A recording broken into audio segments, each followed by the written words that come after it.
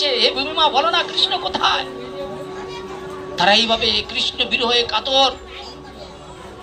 কৃষ্ণ গিয়ে দেখছে রাধারানী একটা কুঞ্জের মধ্যে গিয়ে সেখানে হা কৃষ্ণ করে কাঁদছে, নয়ন দিয়ে এমন বাড়ি ভরছে, সেখানে একটা নদী যেন প্রভাবিত হয়ে যাচ্ছে।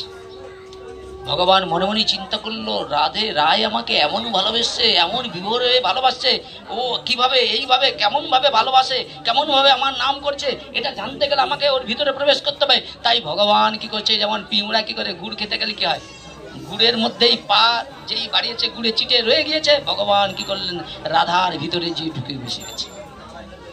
বুঝেছেন? ব্রজগোপীরা মনে মনে চিন্তা করছে, এখনো পর্যন্ত আমরা কৃষ্ণকে পাচ্ছি না। তারা পাগলিনী হয়ে চিৎকার করছে। তার মধ্যে ওই যে বড়, ওই যে মা ঠাকুমা বয়স জ্যেষ্ঠ, ও বলছে আরেকজন গোপীকে বলছে, এই আরে এতক্ষণ ধরে আমরা তো কৃষ্ণকে খুঁজলাম, কৃষ্ণ তো পাচ্ছি না।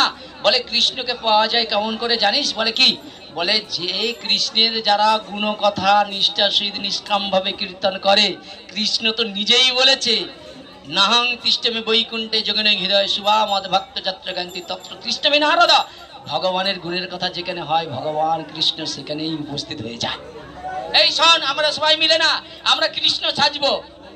কেউ কৃষ্ণ সাজছে, কেউ রাধা সাজছে, যেমন অভিনয় করে আর কি, হ্যাঁ, এইভাবে লীলা করছে।